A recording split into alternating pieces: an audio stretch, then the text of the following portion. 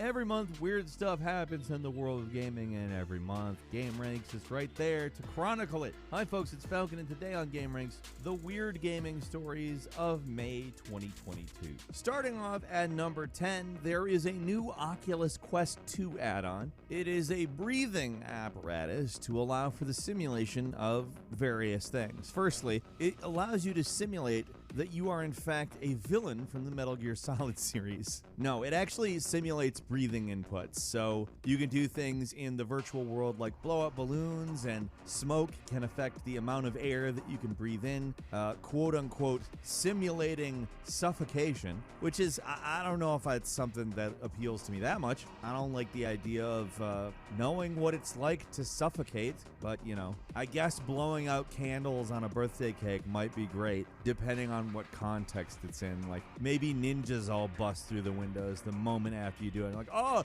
but it's my birthday! I don't know, it's overall a weird add-on. Looks weird, does weird things. I don't know if it's gonna catch on. I don't know if this is gonna be a thing that a lot of games incorporate a huge amount from, because, I don't know, it seems not as cool as controllers that you hold with triggers on them, which work like guns in the virtual world, for instance. Also, the whole virtual suffocation. Not sure if I'm there for that. At number 9, a Call of Duty Warzone glitch has made an appearance in the form of putting a helicopter in King Kong's crotch, which is, a combination of words that I never thought I would say. But anyway, there is a glitch in which you can get into King Kong's blind spot in the new Call of Duty Warzone Operation Monarch event, which sees King Kong and Godzilla show up at Caldera. But what you do, and it's not necessarily an easy thing to do, but you fly a helicopter into King Kong's crotch, and you stay there. And as you're in his blind spot, you just endlessly earn XP. So the longer you can keep yourself in King Kong's crotch without coming up for air, the more XP you can get. Although, is it the kind of experience that you really want? Do you really want to be able to say, I was between King Kong's legs for a long period of time, getting this experience? I personally would not. Say it. I'd probably do it. It's just flying a helicopter between his legs, but still. At number 8, people found out that apparently there is nothing in the world, including a bunch of heads, 23 of them specifically, that can stop a bullet in Halo Infinite. So 23 people volunteered for a little experiment that YouTuber Sakana Yalangang decided to put together. So 23 people stood in a perfect line, and Sakana Yalangang fired a headshot through all of them. And it sounds like a damn jackpot on a slot machine or something. It's actually really cool to watch. Just the death animations, the physics sort of sprawling them out in slightly different ways, the overall sound and sort of tactileness of the feat itself. There's just something mesmerizing about it. I've watched the video many times at this point. Seriously, listen to the sound. It's so great. There's something just incredibly satisfying about that sequence of kill sounds. Like, you never get that in a normal game mode where everybody's competing. So even on that front, it's really cool. I always like weird stuff people come up with in video games, and this is just like one of the best examples of it. Well done. At number 7, despite the fact that NFT sales have declined 92%, there are still people that are at it. For instance, there was a crypto company that, claimed to be preserving games, abandonware specifically, on the blockchain so that it would never, ever go away. But the minute that the people who actually owned the games, because it wasn't them, the minute those people were like, hey, what's up with this? They took it all down and just ceased with the project completely. Probably makes sense to do, given that only 8% of people who were interested in NFTs a year ago are still interested in them. But Square Enix hasn't gotten the hint. Square Enix sold Thief, Deus Ex, Tomb Raider, some of the biggest gaming franchises in history. Like, Tomb Raider is kind of what sold the original PlayStation, because they made a $300 million to get into NFT games and have a commitment to be an industry leader in blockchain gaming. Like, when you hear about about people investing, not even in crypto, but just investing at the high point because there's so much buzz about a stock or a cryptocurrency or an NFT or whatever, and then the value just plummets. There's always a certain amount of people who are holding on to this dead stock or crypto or whatever, saying, it'll come back, and it doesn't. It's looking like Square Enix is that. And number 6, the design for Sonic the Hedgehog that was going to be in the movie that everyone hated so much that they spent an extra, I think 3/4 of a year it was, on making Sonic not look like a disaster. That Sonic, the bad one, the ugly one, made a cameo in the new Chip and Dale Rescue Rangers film, and everyone loved it. Part of the reason is it sort of acknowledges that that version of Sonic was a mistake and uses it to make several jokes at the idea's expense. You see, Ugly Sonic was basically an actor that didn't make it, and that's kind of a big thing, not necessarily to the story, but it runs adjacent to the story of the Chip and Dale Rescue Rangers film. It's tough to explain because it involves explaining why there's a mishmash of different animation styles in the movie. It's weird. It's a funny movie, definitely good satire on nostalgia. But yeah, it's strange that this actually happened, A, and B was good. I guess a movie made by The Lonely Island is bound to be using Ugly Sonic to better effect than the actual video game movie people.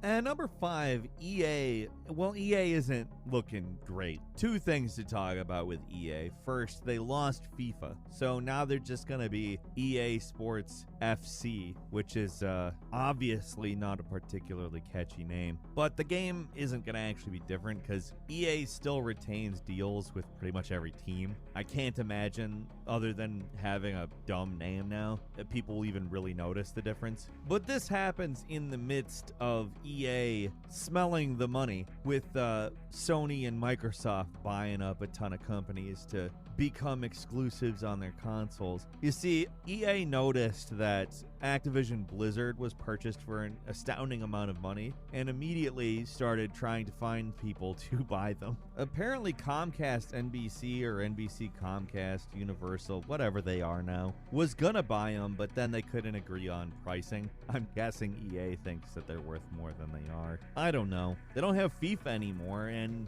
well, the game itself probably isn't going to be any different. I have to imagine that in a business meeting that just doesn't look good, but you know.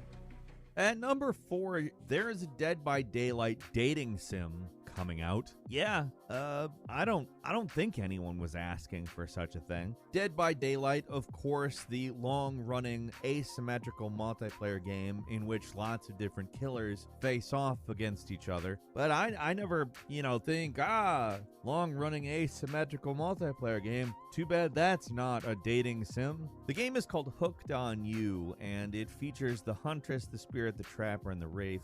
They will be inhabiting an island called Murderer's Island, and I guess looking for love. I am genuinely flabbergasted by this. It's such an unlikely sounding project that I almost believe that the developers, known as PsyOp, previously most well known for creating what is essentially an ad, the Colonel Sanders finger-licking good dating simulator. I feel like they just came to Behavior Interactive, and Behavior Interactive said, yeah, you know what? Do that. I just want to see what that is. What on earth do you come up with for this? I have to imagine it was just morbid curiosity on the part of Behavior Interactive that this is actually a thing that exists. And number 3, we found out that people are not only still wanting to rent PlayStation 2 games, but that GameFly is still renting them to people, and it's still a popular business. Now, that's not to say the selection is incredible. I mean, it includes The Incredibles. Then there's also Jack 3 and Max Payne 2, and then a bunch of games that I would not rent. And by a bunch, I mean 7. Honestly, the fact that this is still viable as a business is kind of shocking, but when you think about it, there's bound to be enough people who still have PlayStation 2s to support a small game library like this, even though I can't for the life of me imagine renting NHL 2002, whatever floats your boat. And number 2, Microsoft filed a patent application for giving people the ability to access digital games based on owning the disc version of the game. Now, it seems weird you would need a patent for that. I would think that would just be a feature they would put into their thing and tout heavily, because obviously, as Microsoft said, games represent a significant financial investment for people, and just not being able to play a game once they move over to systems that have no optical drive. They called that situation, and this is comical, they called it undesirable for multiple reasons. I think the main one being that it's a significant financial investment, and if you buy a bunch of games and then they're useless, that sucks. You're out a bunch of money. It's kind of full circle, that's why it's weird. If you remember when the Xbox One was announced, they were basically doing the inverse of this and locking physical copies of games to the owner of a console so you couldn't share or resell a game. So I guess we'll see how this plays out. And finally, at number 1, there is one Assassin's Creed player out there who has at least verifiably beaten all 12 mainline Assassin's Creed games without taking any damage at all. A streamer by the name of Bahadori started with the original Assassin's Creed and worked all the way through Valhalla, beating all level objectives without any reloads, restarts, or glitches. You can watch the entire thing if you would like, although I can't imagine watching all of those games just to make sure that he 100% actually did this, and apparently he practiced these games for hundreds of hours ahead of time. I mean, it's an accomplishment, but it's not one that anyone was clamoring for. Congratulations, Bahadori, I guess. You've played too much Assassin's Creed. And that's all for today. Leave us a comment, let us know what you think. If you like this video,